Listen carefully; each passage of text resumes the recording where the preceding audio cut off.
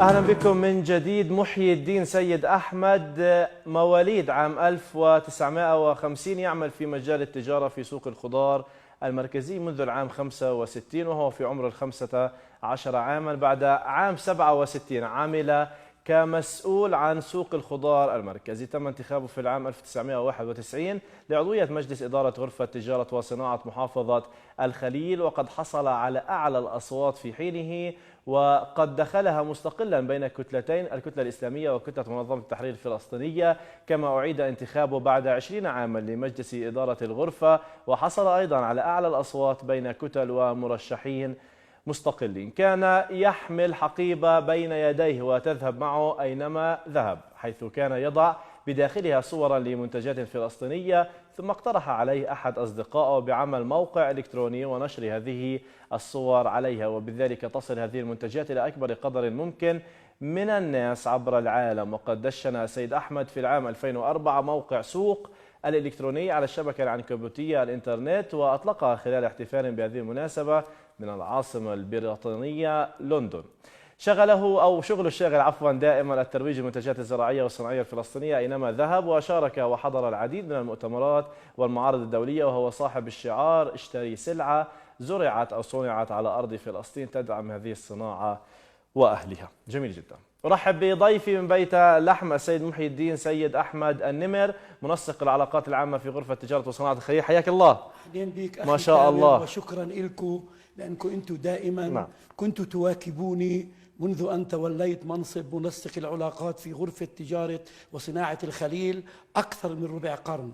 فهذا يدل على شيء، يدل أنه هذه وكالة معا المرئية والمسموعة والمقروءة هي تعمل من أجل اختصاص واجبنا يا سيدي، وربنا يديم الصحة والعافية عليك. أنت فخر في ذلك وتكتسح أينما ذهبت وأينما حللت. نعم، بداية يعني نتعرف أكثر على محي الدين سيد أحمد، وبالتحديد بداياتك مع التجارة التي أبدعت كثيرا فيها. أنا بدأت عملي وعمري 15 عام مع المرحوم والدي في سوق الخليل المركزي في مدينة الخليل. نعم. والسوق المركزي في الخليل كما معروف لمن يشاهدني هو من المواقع الحساسة التي تقع في قلب المدينة. وبعد عام 1967 لعلاقاتي ونشاطي تسلمت أن أكون أنا المدير لهذا السوق في الظروف التي كان يعاني منها السوق بعد أن أتى الاحتلال إلى أرض الوطن في 67. وبقيت في هذا العمل أعمل من أجل إخواني التجار والبائعين والمزارعين في هذا السوق، لأحمل همومهم وأعمل على حل مشاكلهم حتى عام 1994 عندما كتب ربنا لهذا السوق أن يغلق بالأحداث المؤلمة، في أحداث التي راحوا ضحاياها في الحرم الإبراهيمي الشريف. نعم. وتم إغلاق هذا السوق من هذاك الوقت حتى هذا التاريخ. نعم. وفي عام 1991 في أول انتخابات الغرفة التجارية الصناعية في عهد الاحتلال أردت أن أخوض الانتخابات مستقلا في هذا الوقت لأرى هذا التاجر والصانع والمزارع التي قمت بخدمته من عام 67 حتى عام 91 هل يريد مني أن أمثله في غرفة تجارة وصناعة الخليل. فخضت الانتخابات بين كتلة إسلامية وكتلة منظمة التحرير وطنية، وكنت أنا المستقل الوحيد في هذه الانتخابات، وحصلت على أن أفوز، وبقيت في هذا المنصب من عام 1991 إلى عام 2011. في 8/7 أعيدت الانتخابات مرة أخرى، ولأن المواطنين في المدينة والتجار أرادوا مني أن أبقى لأمثلهم، فخضت هذه الانتخابات مرة ثانية وفزت على أن أكون الفائز الأول بين الكتل والتنظيمات وعائلات المدينة. جميل. باع كبير في التجارة، أريدك أن تصف لي جودة وعظمة وأهمية المنتج الفلسطيني. لا شك أن المنتج الفلسطيني حملت على عاتقي أن أروجه، فالمنتج الفلسطيني يسري في عروق دمي. فعندما تم انتخابي في غرفة تجارة وصناعة الخليل حملت هذا الحمل لأعرف العالم ماذا تنتج فلسطين، ماذا تصنع، ماذا تزرع. الأرض المباركة. أي نعم. أذكر أنه في الانتفاضة الأولى بعد أن أغلقت المناطق وأصبح مش بالساهل أن يأتي التاجر من الخط الأخضر ويدخل إلى الضفة الغربية قطاع غزة. رافقني مصور في شوارع ومصانع المدينة لمدة 6 أشهر. عملت ألبوم من الصور، كنت أذهب في الألبوم إلى داخل الخط الأخضر لأرى المواطنين هناك، الخزف الخليلي، الزجاج الخليلي، ما تصنع الخليل. فهذا العمل بدأت أحمل هذه الحقيبة وهي تحمل هذا الألبوم من الصور، إلى أنه يوما من الأيام قمت بزيارة إلى رومانيا، وهناك زرت صديق عزيز على قلبي من أهل الخليل ومن رجال الأعمال، الأخ والحبيب بسام عيد حجازي. فقال لي: ماذا تحمل يا نمر؟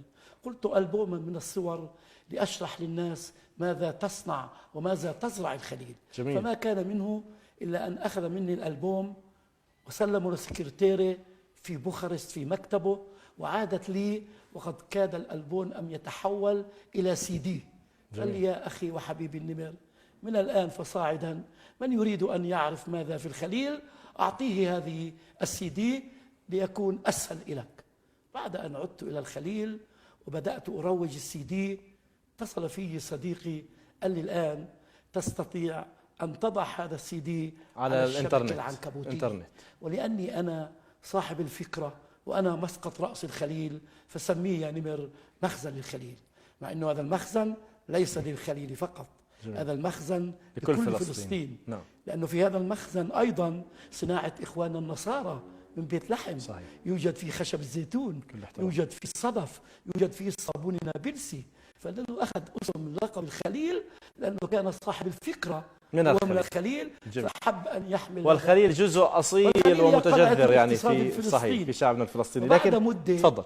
سمعت في الأخبار من صديق إلي في لندن قال لي: يا أخي النمر، يوجد في لندن اليوم وبعد أيام معرض للفلسطينيين، معرض الصناعات التقليدية الفلسطينية، يشارك فيه إخواننا من شرق القدس، يروجون لخزف الخليل وزجاج الخليل وأيضا للصابون النابلسي.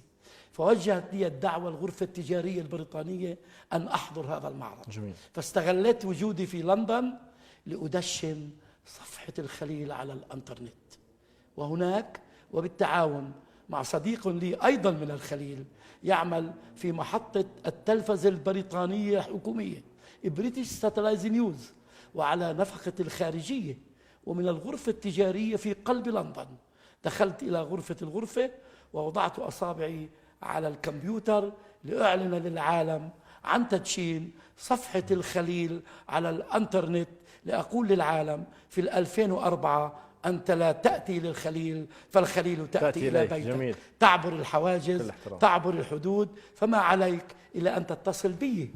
وأنا عندي الاتصال فيه في هذه الصفحة وهذه الصفحة العنكبوتية اللي من عبر البريتش ساتلايت نيوز لل5 قارات تم توزيع الخبر ل800 محطة تلفزة في العالم. من يتصل فيه يريد حجرا ورخام أوجهه إلى مصانع الخليل. جميل. من أراد أن يريد حذاء أو جلد طبيعي أوجهه إلى مصانع الخليل. على هذه الصفحة ليس لي ولا لعائلتي ولا أبنائي أي صنف أكون مستفيد منه. ما شاء الله. أخذت على عاتقي هؤلاء الناس اللي إجوا على صندوق الاختراع أولا وثانيا وخلال ربع قرن وقالوا: يا نمر مثلنا في العالم. فهذا تكليف وليس تشريف، وأنا أمثل. نعم. هذه الصفحة برأيك كم زادت من نسبة الإقبال الدولي على منتوجات فلسطين، بالتحديد قضية الحجر؟ يعني موضوع الحجر هام جدا ومشهور في فلسطين. كم ساهم محي الدين سيد أحمد في يعني زيادة الدخل ليس سرا الوطني قبل في ذلك؟ أقل من شهر وعلى صفحتكم الإلكترونية في معا كتبت أن الحجر الفلسطيني يزين منازل أغنياء الصين. صحيح. فهذا إن دل على شيء، أغنياء الصين اللي وصل لهم الحجر والرخام، أول شيء الفضل يعود لله أولا، ولي في الترويج لصناعة الحذاء وأيضا لصناعة الخزف. وأين في عندي قصة في عهد المرحوم أبو عمار. تفضل. زار أريحة الرئيس الألماني هلموت كول. نعم. وكان لحسن حظي أن أشارك في هذا اللقاء في أريحة في قصر الضيافة بحضور المرحوم القائد الرمز أبو عمار وحضور هلموت كول، فأردت أن أشرح لهم ما هو حذاء الخليل. خاطبت الرئيس الألماني وبصحبة المرحوم أبو عمار وقلت له بالحرف الواحد: أنا من الخليل، هذه المدينة التي تشتهر بصناعة الحذاء، وهذا الحذاء يتم صنعه من ماكينة ومصانع أتت من ألمانيا. في نفس اليوم اللي شرى فيه الخليلي المصنع من بلدك ألمانيا ومن شركة اسمها ديزما، تم الأمريكان وشروا نفس المصنع وذهبوا به إلى كوريا.